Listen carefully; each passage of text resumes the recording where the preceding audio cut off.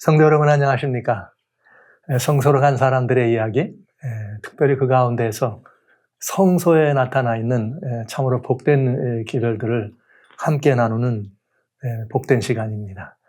비고도 제자 사역에서 늘 말씀드리지만 우리는 예수 그리스도를 닮은 사람들, 이 땅에 살고 있지만 예수님과 같은 사람들, 그런 이 향기가 물씬 풍기는 그런 제자들이 되기 위해서 저희들이 날마다 하나님의 말씀과 주님의 영광을 대면하는 그런 시간들을 가져보고 있습니다.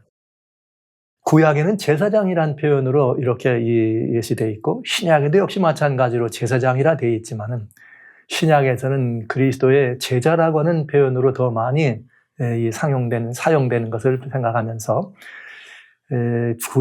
신약에 우리들이 제사장이란 징후를 갖고 있지만 구약의 제사장들은 이제는 우리가 영적인 이 제사장으로서의 역할을 하지만은 그리스도의 제자로서 제사장과 같은 그런 역할이 우리들에게 주어진다는 사실을 여러분들이 많이 지금 생각하시기를 바라면서 그렇게 비고도 제자 사역에 성소로 간 사람들의 이야기를 살펴보고 있는 과정입니다. 오늘 이번 시간에는 여러분들과 같이 지난 시간에 이어서 제사장의 직무가 뭐냐 잠깐 먼저 반만 봤고요.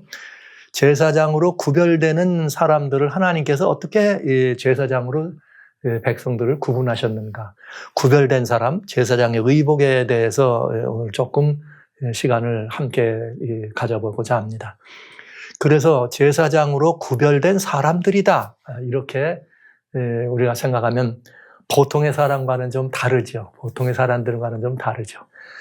이미 지난 시간에 말씀드린 것처럼 우리들은 제사장의 직분이 있는데 제사장의 직분은 성소와 단의 직분이 있다. 즉 이 말은 성소의 여러 가지 일들을 섬기고 이 단의 그런 이 번제단과 금향단이 있는 단의 또 이런 그 직분들, 그걸 섬기는 일들이 있다는 것을 여러분 말씀드린 거고요. 제사장이니까 성소에서 하나님의 율법을 수호하고 그것들을 백성들에게 가르치는 일을 하는 것이 제사장의 직분이었다. 그러나 이 모든 것들은 근본적으로 세 번째, 하나님과 백성 사이에 중보의 직분이라고 하는 이 안에 다 포함되어 있는 것들이에요.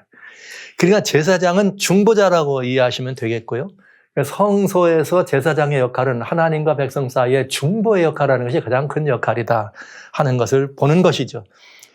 그래서 이 중보의 역할을 한다고 하는 것을 우리는 볼 때는 이 모든 제사장, 성소에 진행되어 있는 제사장, 대제사장의 원형이 이들은 우의 예표인가 하면 예수님의 예표이기 때문에 영원한 제사장이시요 영원한 대제사장이신 예수 그리스도의 예표였는데, 중보라고 하는 말을 우리가 쓸 때는 산 자와 죽은 자 사이에 서는 것이다. 그래서 예수님은 산 자와 죽은 자 사이에 서신 분이고 뒤를 따라서 구약의 모든 제사장들, 특별히 대제사장 아론을 통해서 고라와 다단과 아비람의 반역후에 그들이 이렇게 마치 모세와 아론, 너희만 선지자냐? 너희만 하나님 사람이냐? 우리도 알 수 있어. 그러면서 모세와 아론을 비난하고 조롱하면서 그 자리를 탐했다가 결국은 그들이 다 죽게 되죠. 그들이 죽었을 때 백성들은 또 그 죽음을 바라보면서 모세와 아론을 원망할 때 하나님께서 그들을 진멸하시고자 원했던 것입니다. 그때에 연병이 백성들 사이에 퍼지고 85이 된 아론이 향로를 들고 그 사람들 회중 사이를 뛰면서 살려달라고 외치는 그 일은 정말 아무리 제가 많이 여러분들에게 말씀드린다 할지라도 그 모습은 그야말로 실로 장엄하기 그지없습니다. 그러나 실제 그 일은 온 인류, 죄악으로 말미암아 죽어가는 온 인류들을 주님 앞에서 이제 이 살려내시기 위해서 우리 주 예수 그리스도께서 골고다 언덕에서 십자가에 달리심으로 산자와 죽은 자 사이에 떴던 그 아론의 예표를 원형으로 성취하는 예수님을 우리는 본 것이고요. 그래서 이제부터는 산자와 죽은 자 사이에서 예수 그리스도를 바라보는 이들은 생명의 길로 옮길 것이고, 그렇지 아니하면 사망의 길로 들어가는 굉장히 중요하고 엄중한 이 일들이 이렇게 실제로 십자가에서 완성되고 이루어졌다는 사실을 우리는 보았습니다. 그것이 바로 영원한 제사장인 예수님의 중보라고 하는 것을 이렇게 보여줬다는 것. 그래서 이 중보의 직분을 여러분들과 같이 말씀을 드리는데, 아직 요 예수님께서 이르셨던 이 중보의 직분을 완성하신 이 일에 대해서는 아직 저희가 말씀드리지 않았어요. 제사장의 앞에 말씀드린 그 기원과 역사를 말씀드릴 때, 유대인들, 즉 이스라엘이 성성되면서 이스라엘에게 성소의 직분을 맡기시면서 그것까지만 지금 보는 거예요. 그 다음에 이 모든 것들이 어떻게 성취되는지는 이 모든 일을 바라본 다음에 제사장 봉사까지 본 다음에 그 일을 여러분들이 또 이어서 이 말씀을 드리고자 합니다. 그러니까 우리와 직접적인 관계가 있다는 것은 아직 말씀을 드리지 않은 것이고요.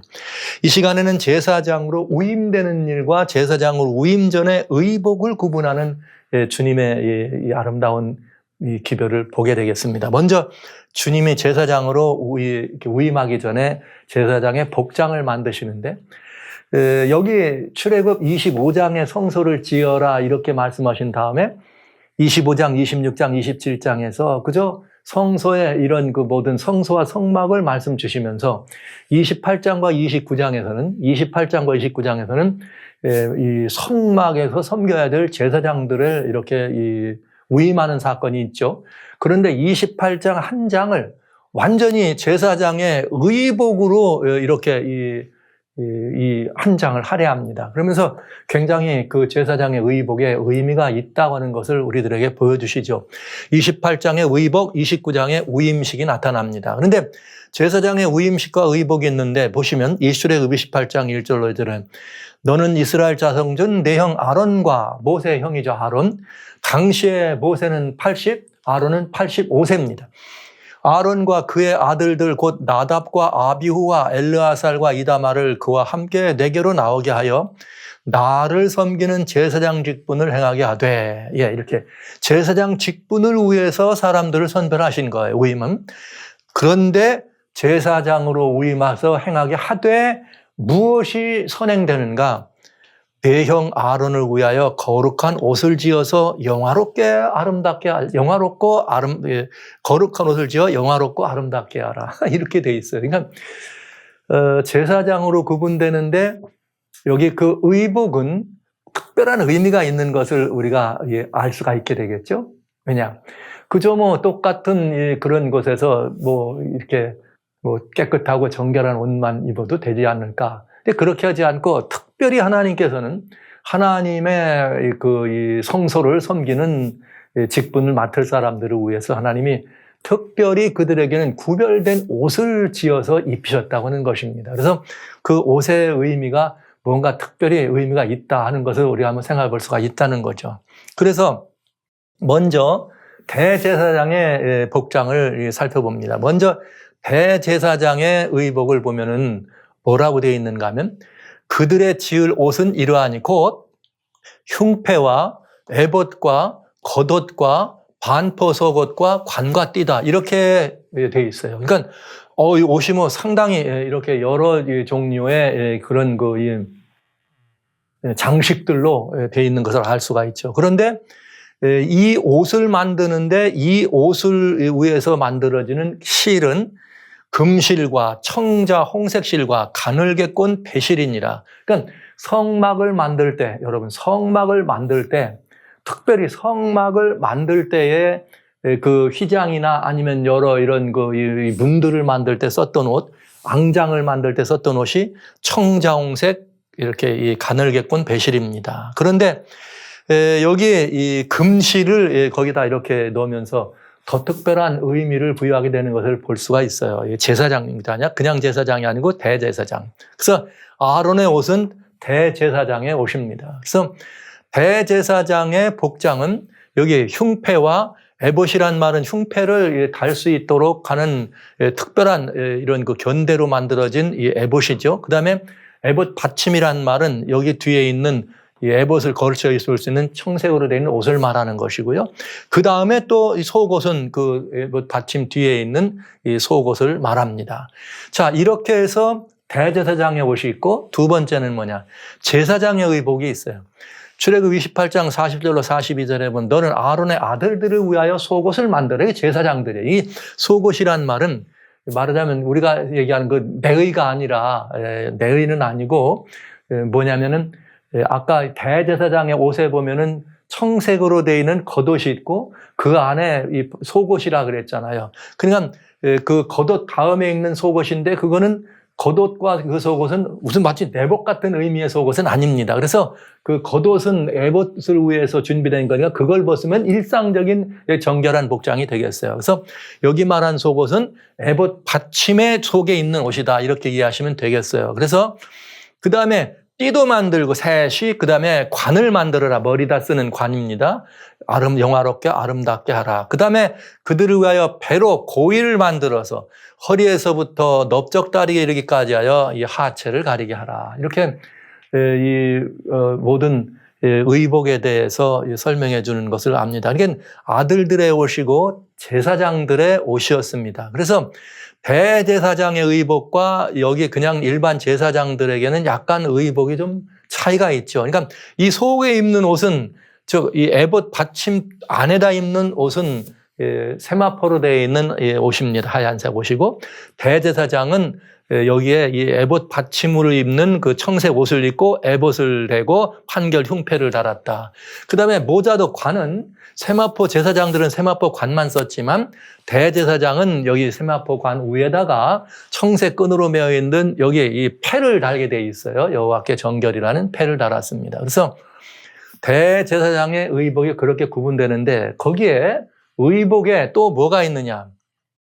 아론이 성소에 들어갈 때에는 반드시 이 대제사장의 옷을 입어야 되는데 이스라엘 아들들의 이름을 기록한 이 판결흉패를 가슴에 붙여 여호와 앞에 영원한 기념을 삼고 잘 들으세요.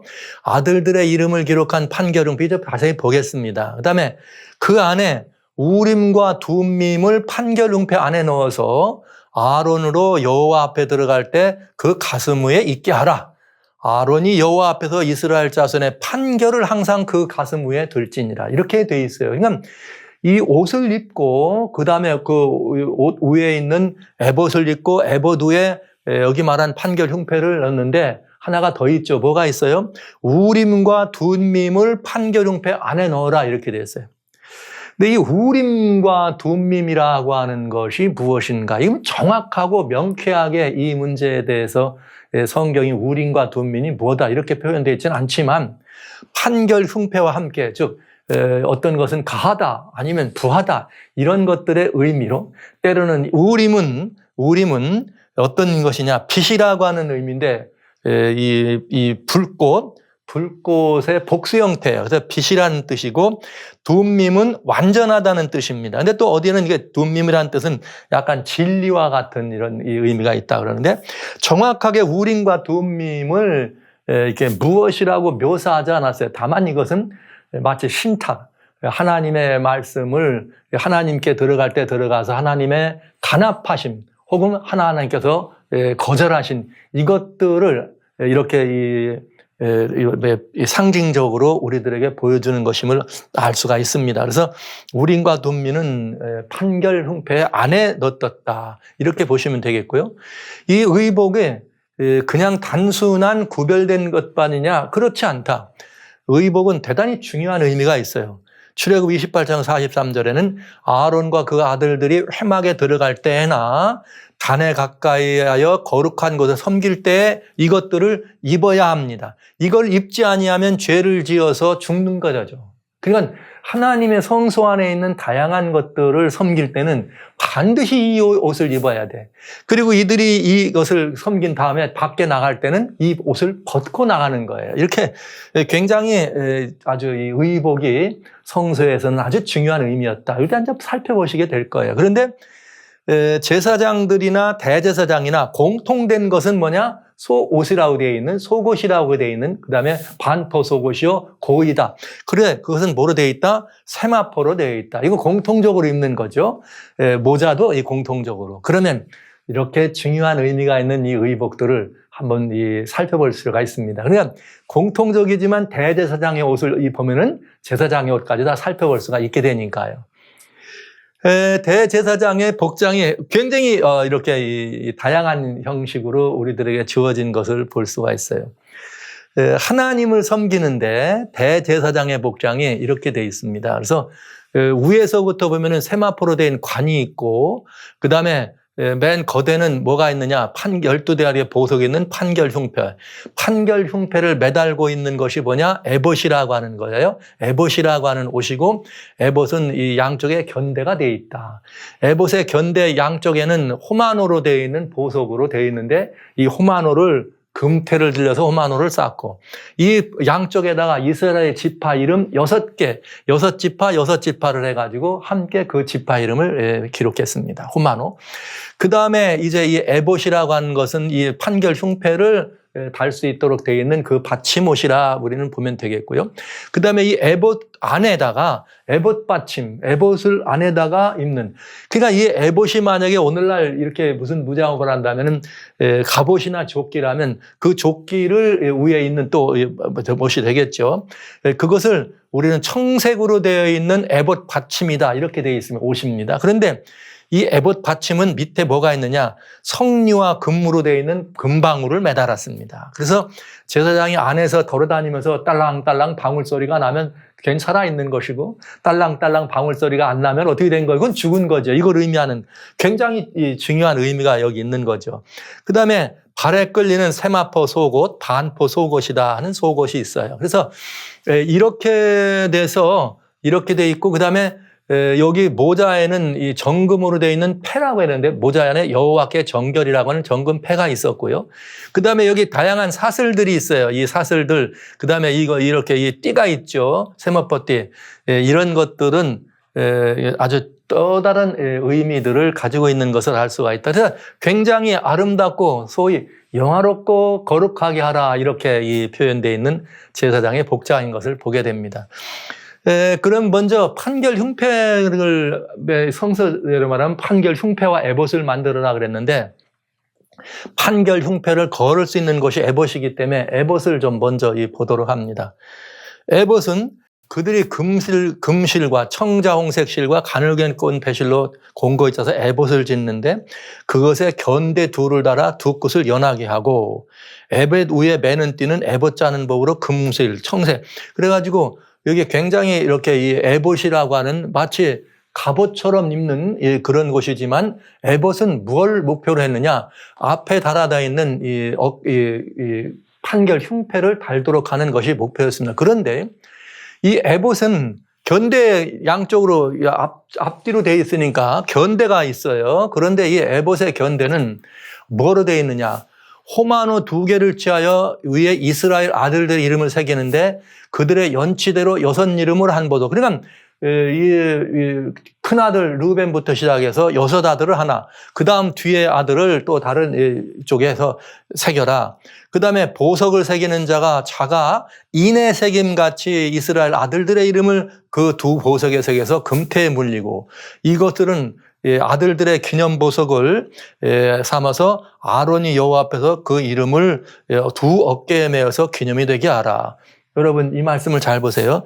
여호와 앞에서 이스라엘 12지파의 이름을 어깨에 메어서 기념되게 하라. 그래서 이 에봇에 있는 2 호박돌 안에는 이스라엘 12지파의 이름이 6지파, 6지파씩 새겨 있습니다. 그래서 하나님께 들어갈 때는 항상 이 2 이름을 하나님 앞에 뭐하게 하라? 기념되게 하라.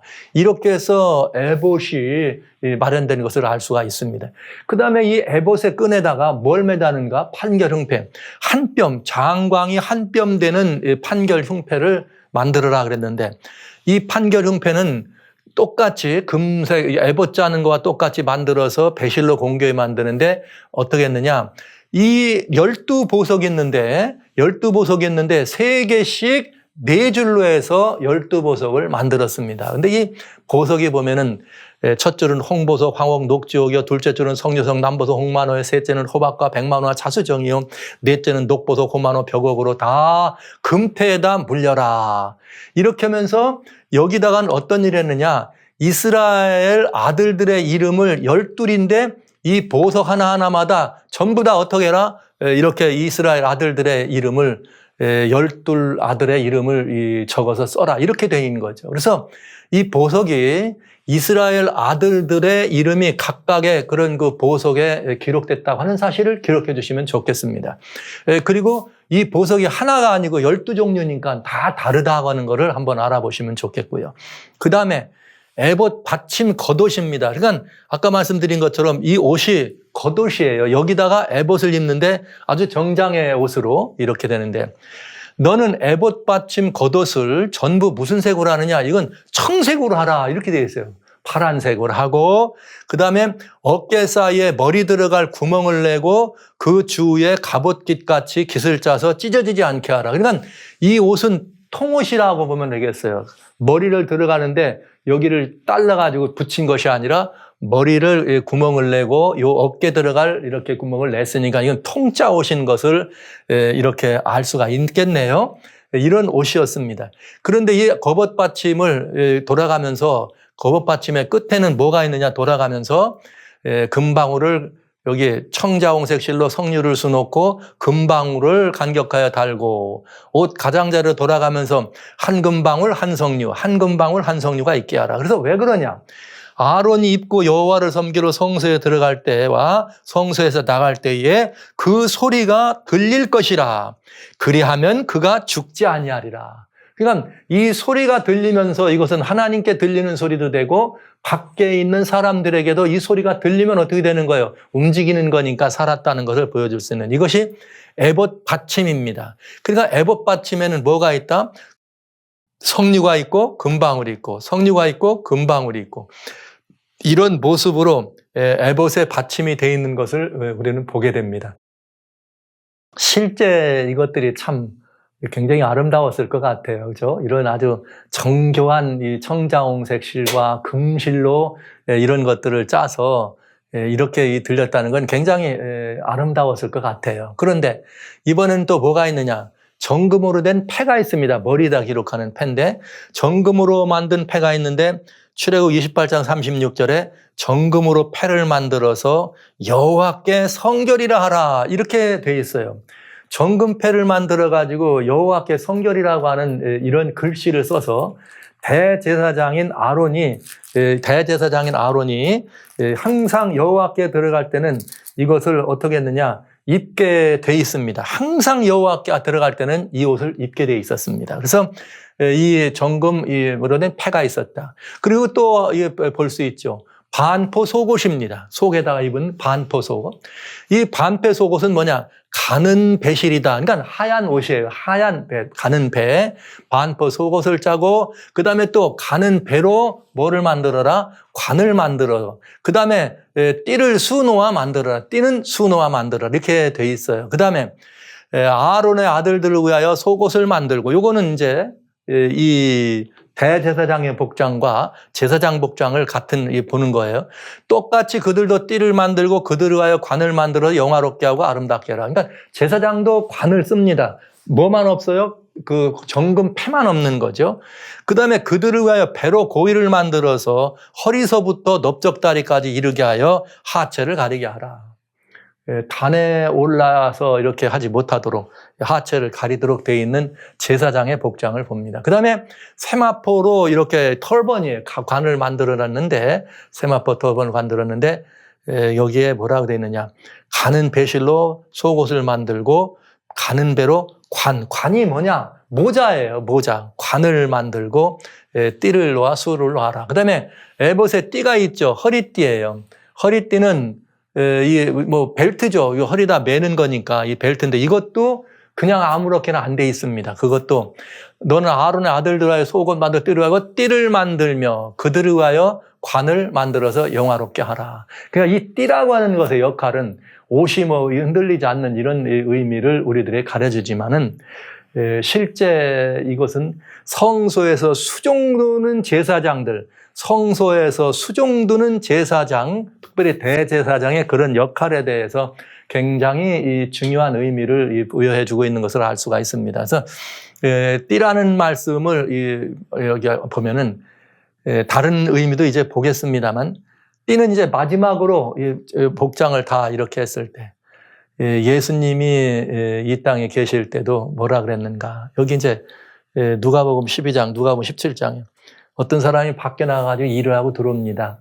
그 일을 하고 들어오면, 집에 들어오면 주인이, 야, 너 수고했다. 그러고서 너 여기 앉아 있어. 그리고 주인이 밥상 차려주는 게 아니고, 너 밖에 나가서 일했지만 수고했다. 그러니까 주인이 너보고 그렇게 하라고 하니? 않잖아. 너 이제 집에 일하고 왔지만은 또 뭘 해야 돼? 이제 띠를 띠고 들어가서 일을 하고 주인의 상을 섬기라. 이렇게 수종 들고 그 후에 먹고 마시라 하지 않겠느냐. 이렇게 표현되어 있어요. 그러니까 띠는 성경에 여러 의미가 나와 있지만은 이게 지금 예수님이 직접 말씀하신 것이죠. 띠는 섬기는 사람들이 뭘 하는 거예요? 온 매무새를 단장하게 하는 의미만이 아니라 섬기고 수종든다는 의미가 있다는 것을 우리는 알 수가 있다. 여기 누가복음 12장에도 그렇게 돼 있어요. 너희는 마치 주인이 혼인집에서 돌아와서 문을 두드리면 곧 열어주려고 기다리는 사람과 같이 되라. 주인이 와서 깨어있는 것을 보면 그 정도는 복이 있는데 내가 진실로 너희에게 이르노니 주인이 띠를 띠고 그 정도를 자리에 앉히고 나와 수종하리라. 여러분, 이상하죠? 이건 지금 예수님 오실 때를 얘기하는 것 같아요. 그런데 예수님 오실 때를 비유로 보여야 되는데 이번에는 반대로 주인이 띠를 띠고 종들을 자리에 앉히고 나와서 수종하리라. 이번엔 반대로. 이 말은 충성된 종들에게는 이런 정말 큰 상급이 있다. 이런 것을 알 수가 있어요. 그래서 이 띠를 띄었다고 하는 것은 수종들고 섬기는 그런 일들을 위해서 섬기는 사람들의 아주 중요한 그런 이 모습인 것을 보여줍니다. 자, 이제 저희는 이런 대제사장의 복장을 보았습니다. 출애굽 28장에 나오는 대제사장의 복장을 봤는데 이게 이렇게 정교하고 아름답게 만들어졌다면 이 모든 것마다 틀림없이 뜻이 있지 않겠어요? 의미가. 그러나 이제 지금 제가 이 띠는 섬기는 의미다. 예수님이 직접 말씀하신 것처럼 여러분 우리가 그런 모습을 보면서 대제사장이 이렇게 이 향로에다 향을 담아서 안으로 들어갈 때 특별히 지성소에 들어가고 이럴 때는 굉장히 중요한 의미가 우리들에게 주어졌는데 하나님 앞에 서기 위해서는 반드시 이런 복장을 입어라 이렇게 얘기했어요. 그럼 지금부터 이 의미를 살짝 우리가 좀 살펴보도록 하겠습니다. 여러분 아시는 것처럼 구약의 대제사장은 누구의 예표예요? 영원하신 제사장, 대제사장이신 예수님의 예표예요. 자, 히브리서 3장 1절에 그러므로 함께 하늘의 부름을 입은 거룩한 형제들아 우리의 믿는 도리의 사도시며 대제사장인 예수를 어떡하라? 깊이 생각하라. 그래서 이 그리스도인들이 대제사장 되시는 중보, 영원한 중보이신 예수님을 깊이 생각하는 것은 우리들이 가져야 될 특권이기도 하고 의무이기도 합니다. 그런데 대제사장이신 예수를 깊이 생각하라. 어떻게 하면 그 예수님을 깊이 생각할 수 있을까? 우리는 구약의 성소제도에서 대제사장이 이렇게 성소에서 섬길 때 입었던 그런 의복, 그 다음에 대제사장이 성소에서 섬길 때 행했던 그 일들을 잘 그 예표들을 살펴보면 예수 그리스도 우리가 영원한 대제사장이 어떤 분인지에 대한 분명한 이해가 되지 않겠어요? 그래서 성소제도를 우리에게 주신 것이니까요. 예수님의 예표로. 자, 그러면 이제 지금 우리 대제사장인 예수를 생각하라. 자, 먼저 성소 섬길 때 뭘 구분했다? 의복으로 구분했다. 그 다음에 위임에서 제사장이 무슨 일을 하느냐? 이거는 이제 또 섬기는 일을 보도록 하겠고요. 여하튼 이 모든 일은 다 예수님의 예표였기 때문에 이 의미를 잘 이해하는 것은 대제사장이신 예수님을 깊이 생각하는 일에 얼마나 도움이 되겠어요. 여러분 대단히 큰 도움이 될 겁니다. 한번 살펴보도록 하시죠. 그래서 성소 안에서 제사장이 하는 일이 있고 대제사장이 하는 일이 있었습니다. 그래서 이 대제사장의 의복을 살핀다고 하는 것은 예수님께서 행하시는 그 놀라운 이렇게 하늘에서 행하시는 그런 일들을 예표로 주신 것이요. 우리들이 그것에서 예수님의 그런 모든 부분들을 배우고 생각할 수 있는 아름다운 역사가 있다는 것을 보게 되는 거죠. 그럼 한번 보시겠어요? 먼저 아까 우리가 본 대로 성경에 옷을 만들 때는 에봇을 먼저 만들으라 그랬어요. 에봇을. 그렇기 때문에 에봇을 먼저 만드는데 에봇은 다른 무엇보다도 판결 흉패를 목에다 거는 그런 받침이 됐지만은 진짜 중요한 것은 이 에봇 받침에는 두 호만어로 되어 있는 견대가 있다고 하는 것입니다. 그래서 이 호만어 견대는 도대체 무엇일까? 이스라엘 12지파 이름이 6지파씩 써 있는 이 호만어 견대를 어디다가 성경대로 아론의 어깨에 이스라엘의 이름들을 두어라 이렇게 되어 있어요. 아론의 어깨에 이스라엘의 이름들을 두어라. 여러분, 대제사장은 누구를 의미하신다? 예수님을 의미하신다. 그러면 여러분, 어깨에 이것을 이름을 두었다는 말은 예수님이 이스라엘 12지파를 어떻게 했다는 거예요? 어깨에 매셨다는 거잖아요. 여기 에봇 견대와 호만어 두 보석에 대한 이야기를 보면 이사야 9장 6절에 이런 이야기가 있습니다. 이는 한 아기가 우리에게 낳고 한 아들을 우리에게 주신 바 되어 있는데 그 어깨에는 정사를 메었고 그 어깨에는 뭘 메었고? 정사를 메었고. 그러니까 이 어깨 위에 이 모든 것들을 메었다는 말은 하나님의 대제사장은 이 모든 예수 그리스도를 의미할 때 예수 그리스도는 모든 이스라엘 백성, 옛날 대제사장은 이스라엘 12지파의 그 모든 명운을 어깨에 맸다죠. 정사니까 모든 삶과 모든 드려짐과 모든 섬김과 모든 이 베푸는 이런 모든 일들에 대하여 이스라엘 12지파를 뭐하고 있는 거예요? 어깨 위에 등짐지고 있는 거잖아요. 이 말은 예수 그리스도께서 이미 우리는 태어날 때부터 존재 자체가 예수님 안에서만 시작됐기 때문에 모든 인류의 운명을 예수님의 어깨 위에 어떻게 한 거예요? 짊어지신 모습이라는 거죠. 이게 굉장히 중요한 거예요.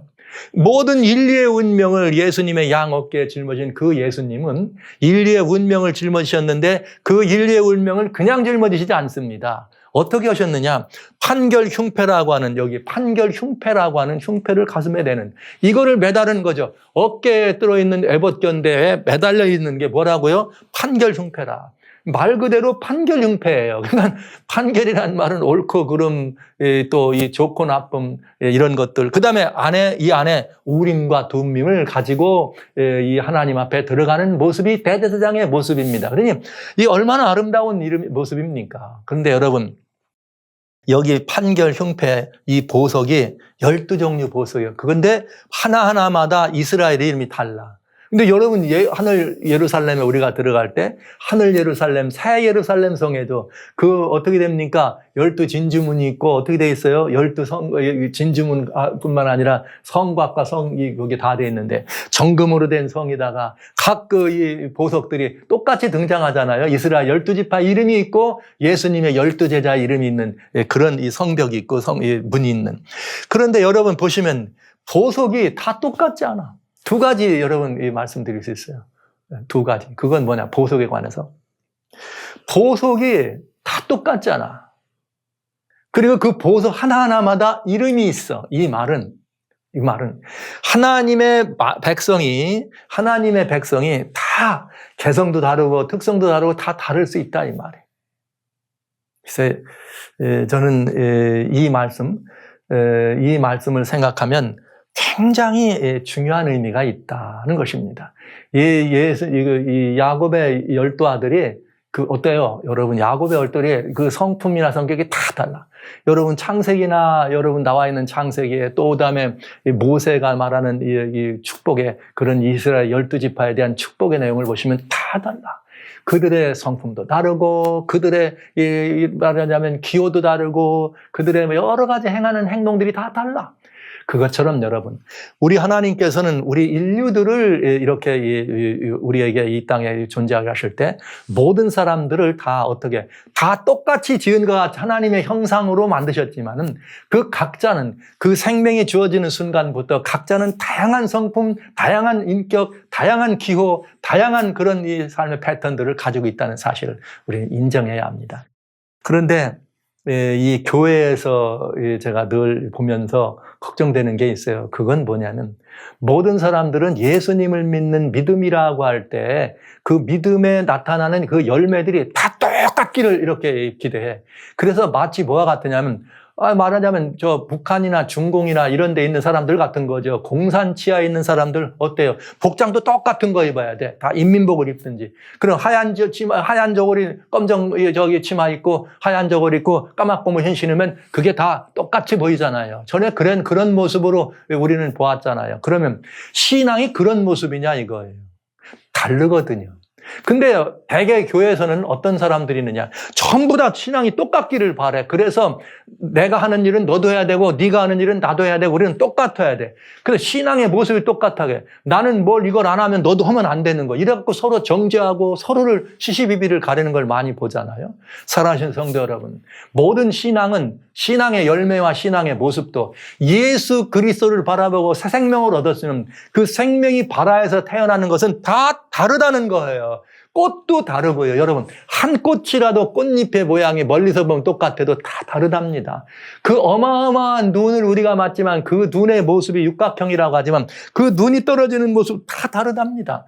이렇게 하나님께서는 우리 모두에게 개성이 있고 정말 하나님 앞에 단 하나밖에 없는 것 같은 고소중한 존재로 우리를 지었다는 사실을 인정할 수 있어야 됩니다. 인정할 수 있어야 됩니다. 모든 인생을 그렇게 만드신 것이죠. 그것처럼 신앙의 모습도 그렇다. 그래서 신앙의 모습이 어떤 분은 별 모양도 있고 어떤 분은 네모 모양, 어떤 분은 동글뱅이, 어떤 분은 뭐 사다리꼴, 삼각형, 뭐 여러 가지 다양한 모습의 신앙의 모습이 나올 수 있어요. 믿음의 열매가 다양하게.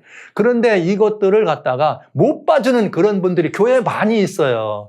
그래서 젊은이들이 어떻게 되는 거예요? 젊은이들이 교회를 떠나는 거예요. 하나님을 발견 못하고 나는 신앙 이렇게 했으니까 너도 해야지. 그러니까 아버지가 아들한테 그렇게 신앙을 강조하면 아들은 절대 감당이 안 되는 거죠.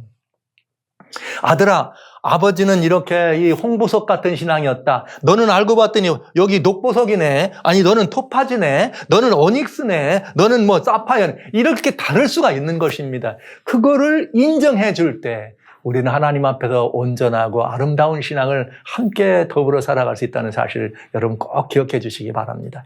대부분 교회에서 말이죠. 참 이게 은혜롭지 않아요. 예수님 안에서 너무나 큰 자유를 얻었는데 교회 가보니까 자유롭지 않아. 뭐 어떤 사람들은 무슨 뭐 소위 교회마다 개혁의 기준이 다르잖아요. 개혁의 기준이 다르고 신앙의 뭐 교리 중심의 신앙을 하다 보니까 각 교회마다 독특한 신앙의 형편을 가지고 똑같은 만들려고 하는 유니폼을 입히는데 그렇지 않다 이 말이죠. 이스라엘의 12지파는 다양한 보석들이었습니다. 여러분 모습이 다르지만 다 보석입니다. 보석 하나하나. 이스라엘 12지파를 이렇게 상상하시면 그 12지파는 오늘날 모든 인류를 포함한 왜? 이스라엘은 제사장 나라로 부름받았으니까요. 그럼 제사장 나라란 말은 누구로 필요한 거예요? 모든 열국들을 향한 제사장이죠. 그러니까 이스라엘 제사장 나라가 이렇게 표성됐다면은 그 제사장은 이 모든 나라를 어떻게 하는 거예요? 대표하는 거죠. 그러니까 여러분 모든 인류는 하나님 앞에 보석 같은 존재예요. 제가 모든이라고 말을 썼는데 바꾸겠습니다. 이제 또 다르게 바꾼다기보다는 하나 더 진도를 나가겠습니다. 사랑하시는 성도 여러분, 여러분 한 분 한 분, 형제자매 여러분 한 분 분이 하나님 앞에는 이렇게 다 아름다운 보석들이세요. 하나님 앞에 아름다운 보석이에요. 같으려고 애쓰지 마세요. 여러분이 애쓰는 거는 예수님 같으려고 애를 쓰세요. 옆에 있는 누구 닮으려고 하지 말고 또 그것도 하지 말 뿐더러 뭐라고요? 옆에 있는 사람들에게 나 같지 않다고 정죄하지 마세요. 나는 날마다 새벽에 일어나가지고 새벽 기도하는데 너는 왜 왔니? 나는 날마다 말이지 하루에 3번씩 찬양하는데 너는 왜 왔니? 나는 말이야 음식을 이렇게 해도 말이지 나는 음식도 이런 것도 안 먹고 저런 것도 안 먹고 이것만 먹는데 너는 왜 그런 거 먹니? 아니면 또 나는 옷도 말이야 이렇게 늘 이렇게 긴 바지 입고 긴 치마만 입는데 너는 왜 이렇게 반바지도 입고 짧은 치마 입니? 이런 거 하지 말아달라 이 말이죠. 주님 보시기에 아름답고 귀한 보석들을 여러분들이 하나님보다 더 경건하고 여러분들이 하나님보다 더 어떻게 무섭게 신앙을 다른 사람들에게 하게 하고 자녀들에게 하게 하기 때문에 그들이 신앙을 포기한다는 사실을 잊지 말아주시기 바랍니다. 기왕이면 제가 이 말이 나왔을 때 이런 말씀을 좀 드려야 안 되겠어요. 오늘 기독교에 젊은이들이 떠나는 이유 중에 하나는 같지 않은 모습인데 모두가 다 다른 것들을 갖지 않은데 인정받지 못해서 신앙적으로 불량품이라고 취급을 받는 이런 모습 때문에 떠나간다는 것을 기억하시면서 형제들을 그대로 이해해주고 받아주고 뭐 안에 있으면 예수님 안에서 그의 모습 속에 나타나 있는 하나님의 형상을 보고 귀히 보고 존중해주는 모습이 필요하다. 왜냐하면 그들은 하나님 앞에 다 보석들입니다. 여러분 그들의 이름을 어떻게 해요? 보석들마다 세우고 우리 예수님께서 그 모든 이들의 운명을 등짐지고 있다는 사실을 인정해 주시기 바랍니다. 대단히 중요한 일입니다. 그런데 여기 판결 흉패에는요. 여기 이 대제사장이 이스라엘의 이름을 가지고 들어가잖아요. 누구 앞에? 하나님 앞에. 이 말씀은 하나님 앞에 이스라엘 이름들은 여전히 기억된다는 거죠. 여러분 이사야 49장에 보면 그런 말이 있어요. 15절로 16절에 여인이 어찌 그 젖 먹는 자식을 잊겠으며 자기 태어난 아들이 있겠느냐. 아, 그렇지 않다. 그러나 잊을 수 있다. 있죠. 뭐 요즘 가끔 그런 얘기합니다, 여러분. 자녀를 사랑을 많이 하잖아요. 자녀 사랑 많이 해서 얘가 좀 크다가 학교 보내. 그럼 얘 학교 가 있는 동안 엄마가 집에서 계속 걔 생각만 합니까? 엄마는 엄마 일 보지. 깜빡 잊어버렸지. 똑같아. 인생은 연약하니까. 그런데 우리 주님은 뭐라고 하셨는가? 내가 너를 내 손바닥에 새겼고 너희 성벽이 항상 내 앞에 있느니라. 여러분, 하나님은 우리들의 이름을 다 어떻게 나는 너를 잊지 않겠다. 이 언약의 약속을 제사장의 판결 흉패에서 볼 수 있습니다. 말이 판결 흉패니까 무섭죠. 말이 판결 흉패니까 좀 왠지 좀 부담이 되지요. 판결이라는 말이니까 재판이라고 하는 것 같으니까. 여러분 이건 그 의미만이 아니에요. 여기 이름이 기록됐다는 것은 항상 잊지 않으신다는 거죠. 이름을 기록했다는 말은 에봇견대에서도 항상 잊지 않는다는 거죠. 주님이 책임지신다는 얘기인 것입니다. 그리고 우리는 이 부분을 알아야 됩니다. 예수 그리스도께서 대제사장이 어디 들어가요? 보좌 앞에 들어갑니다. 그때 예수님은 뭐라 했는가? 우리가 예수 그리스도를 믿음으로 영접하면 에베소 2장 6절 또 함께 일으키사 그리스도 예수 안에서 함께 하늘에 앉히셨나니. 대제사장이 어떻게 하고 있어요? 대제사장이 우리의 이름 쓴 호박돌과 이름 쓴 12보석을 가지고 누구 앞에? 하나님 보좌 앞에 들어갔다 이 말이에요. 여기 골로새 3장 3절 그러므로 너희가 그리스도와 함께 다시 살리심을 받았으면 위의 것을 찾으라. 거기는 그리스도께서 하나님 우편에 앉아 계신데 뭐라 했는가? 여기 이렇게 말했어요. 너희 생명이 그리스도와 함께 하나님 안에 감춰졌다 이렇게 되어 있습니다. 그러니까 대제사장이 이 이스라엘의 지파의 이름을 가지고 가슴에 메고 가슴에 두고 하나님 보좌 앞에 섰다는 말은 곧 오늘날 이 시대에 우리가 그리스도신 예수님을 개인의 구주로 영접하는 순간 예수 그리스도의 가슴에 어떻게 안겨서 함께 일으키사 함께 하늘에 앉히고 하나님의 보좌 앞에 서는 주님의 그런 모습 속에 우리가 같이 예수님과 함께 그 안에 서 있다는 사실을 기억하시기 바랍니다. 그래서 이건 대단히 아름다운 이야기입니다. 물론 판결응패의 우림과 둠민에서 이게 빛이 나고 또 이렇게 전승에 의하면 구름처럼 끼면 간합이 안 된 것이고 빛이 나면 간합된 것이고 뭐 너희가 다 온전하다. 그래서 여기 이 주님 앞에는 우리 모두가 다 그렇게 기억되는 하나님의 자손이라는 사실을 잊지 말아 주시기 바랍니다. 자, 이것이 판결 흉패였습니다. 그런데 그 다음엔 뭐가 있느냐면 이 에봇 받침이죠. 청색으로 되어 있는 에봇 받침을 입었다. 이 에봇 받침이 청색인데 이건 또 의미가 있어요. 왜 그냥 청색의 의미. 민수기 15장 38절로 39절에 이렇게 되어 있어요. 이스라엘 자손에게 명하여 그들의 대대로 그 옷단 귀에 술을 만들고 청색 끈을 그 귀에 술에 더하라. 이 술은 청색 술이죠.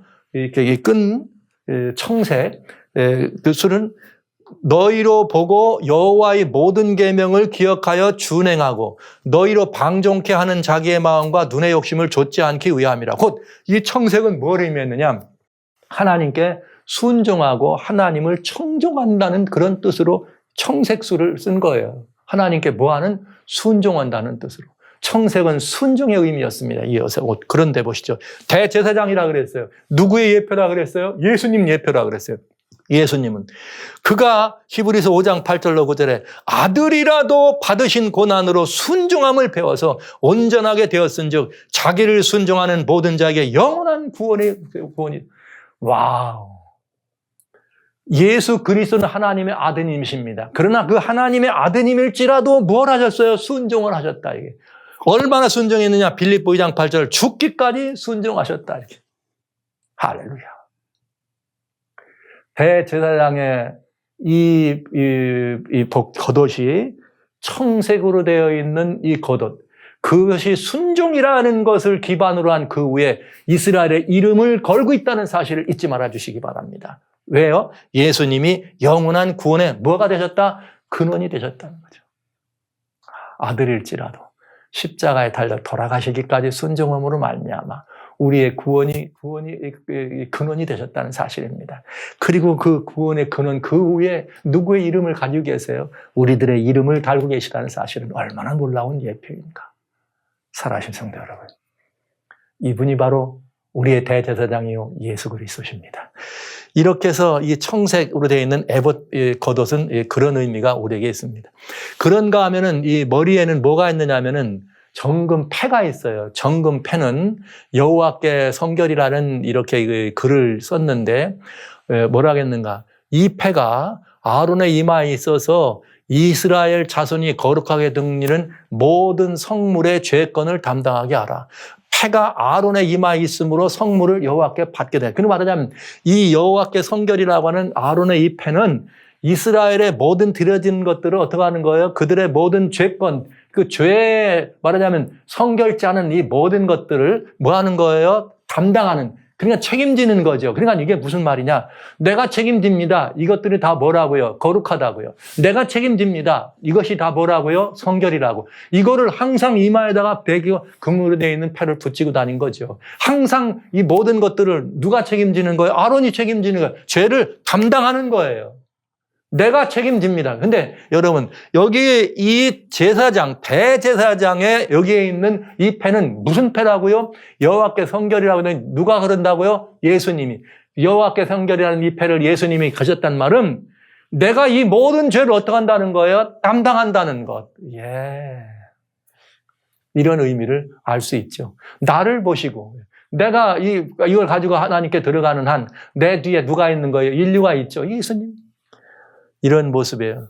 그래서 이사야 53장 11절에 그가 가라사대 자기 여기에 수고하는 걸고 만족히 여길 거라. 여기 이사야 53장 그가 찔림은 우리 허물을 인하며 그가 상함 우리의 죄악을 인함이라 말씀이 나오잖아요. 그러면서 많은 사람을 의롭게 하며 또 그들의 죄악을 친히 어떠거리라 담당하리라. 인류의 모든 죄짐을 친히 담당하시고 하나님 앞에 서 계신 예수 그리스도를 우리는 보게 되는 것이죠. 대제사장의 머리에 이렇게 쓰신 것은. 그런데 여러분, 여기에 뭐라고 되어 있다? 여호와께 성결이라고 되어 있다. 예수님은 실제 어떤 분인가? 고린도후서 5장 21절에 하나님이 죄를 알지도 못하신 자로 우리를 대신하여 죄를 삼으셨다. 죄를 알지도 못하는 자를, 죄를 뭐 하지도 못해요? 짓고 뭐 이거냐? 알지도 못하신 분, 예수님이. 온전하신 분, 성결한 분이죠. 완전히 성결한 이분을 우리를 대신하여 뭐를 삼았다? 죄를 삼았다. 여기 우리의 모든 죄악을 친히 어떻게 한다? 담당한다. 그래서 여기 뭐라 그랬어요? 아론 이스라엘 자손의 모든 죄권을 어떻게 하게 하라? 담당하게 하라. 우리 모든 인류의 죄짐을 담당하고 계신 예수 그리스도를 우리는 보게 된 것입니다. 그러니까 여기 예수님이 대제사장이 이거를 쓰고 들어가면 하나님이 다 받아주셨다 이거예요. 그러니까 예수님이 이거를 쓰셨다는 말은 우리의 모든 죄를 다 어떻게 했다는 거예요? 이젠 하나님 앞에 대신해서 주님이 감당하시고 하나님 앞에 당당히 들어가셨다는 얘기 아닙니까, 이제? 굉장히 놀라운 이야기입니다. 이 대제사장의 의복은 오늘 우리 예수님께서 이루신 모든 일들을 우리들에게 보여주고 계신 굉장히 중요한 이런 모습들을 예표한다는 걸 알 수가 있습니다. 이렇게 청색으로 되어 있는 이 에봇 받침 안에는 속옷은 세마포로 되어 있는 속옷을 입어라 이렇게 되어 있어요. 그런데 세마포는 무조건 성경에 답이 있으니까 세마포는 뭐라고 되어 있느냐. 계시록 19장 8절에 세마포는 성도들의 옳은 행실이다. 성도들의 의로움이다. 이런 말이죠. 세마포는 의로움을 얘기해. 의로움. 그런데 여러분 참 이상한 일이죠. 예수님께서 우리 하나님께서 우리들이 하나님께 돌아가면 뭘 하겠는가? 이사야 61장 10절에 내가 여호와로 인하여 크게 기뻐하며 내 영혼이 나의 하나님으로 인하여 즐거워하리니 이는 그가 구원의 옷으로 내게 더하시고 의의 겉옷으로 내게 더하심이 신랑이 사모를 쓰며 신부가 자기 보물로 단정하게 하였다. 즉 우리가 하나님께 돌아가면 하나님께서 우리들에게 옷을 주시는데 이 옷은 무슨 의미예요? 구원의 옷이에요. 의의 겉옷이에요. 이게 뭐라고요? 성도들은 세마포 옷이다. 그러니까 모든 제사장들은 아예 기본적으로 이 옷은 대제사장만이 아니라 제사장들도 입어야 돼. 기본적으로 뭘 입어요? 세마포 옷을 입어. 그럼 이 세마포 옷의 출발은 어디냐 이거예요. 이 세마포의 출발은 어디냐? 바로 이거죠. 누구든지 예수님과 합하여 세례를 받은 자는 그리스도로 옷 입었느니라. 이 세마포 옷은 예수 그리스도의 옷을 의미한 것입니다. 그런데 이 예수 그리스도의 어떤 옷인가? 예레미야 23장 6절 그 이름은 야훼 우리의 의라 일컬음을 받으리라. 예수님의 의, 예수님으로 옷 입는 것은 예수님의 의로우심을 우리가 덧입게 되는 것입니다. 주님께로 나갈 때 우리들은 이 옷을 입는 것이죠. 그것은 예수님의 옷이었습니다. 그래서 주님은 뭐라고 말씀하셨는가? 우리가 예수님과 합하여 침례, 세례를 받으면 그는 그리스도로 어떠한다? 옷 입었느니라. 그러니까 여러분, 대제사장 되신 예수님이 입으신 이 옷을 누구도 입어요? 우리도 입어. 네.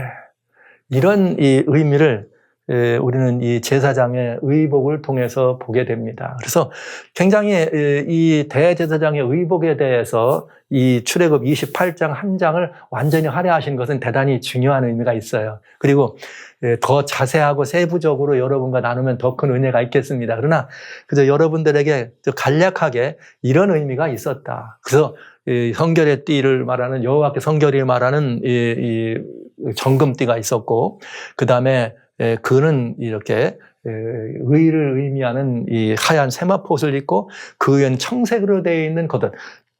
뭐에 의해서 이 의가 또 입혀지는지 아시죠? 예수님의 의로우심이 하나님께 보하심으로 완전히 순종함으로. 여기 주님은 우리에게 이렇게 말씀했어요.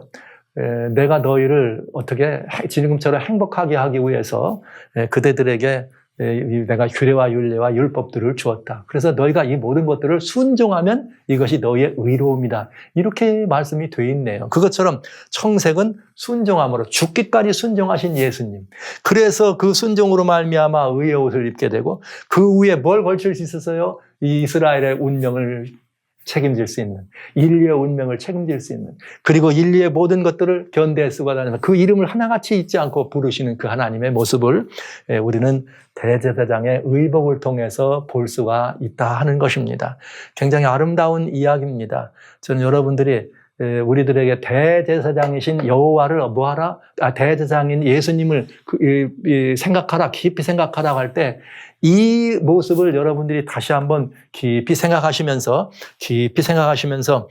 이런 의미로 우리에게 주신 옷을 입고 계신 예수님을 생각하면 예수님이 지금 이렇게 우리들을 향해서 귀한 역사가 있으시구나를 살펴볼 수가 있겠습니다.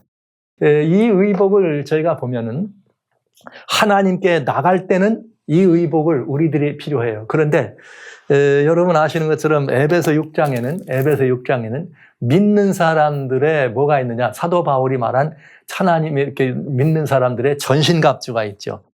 거기에 에베소 6장에 그런 표현이 있습니다. 무슨 말씀이 있는가 하면 에베소 6장 여기에 10절부터 정말로 너희가 주 안에서와 그 힘의 능력으로 강건하여지고 마귀의 계계를 능히 대적하기 위하여 하나님의 전신갑주를 입으라. 그런데 이 하나님의 전신갑주는 뭐냐? 이렇게 됐어요. 진리로 너희 허리띠를 띠고 의의 흉배를 붙이고 평안의 복음에 예배한 것으로 신을 신고 그 모든 것 위에 믿음의 방패를 가지고 구원의 투구와 성령의 곧 그럼 하나님의 말씀을 가지라. 이렇게 되어 있네요. 여러분 비슷하죠?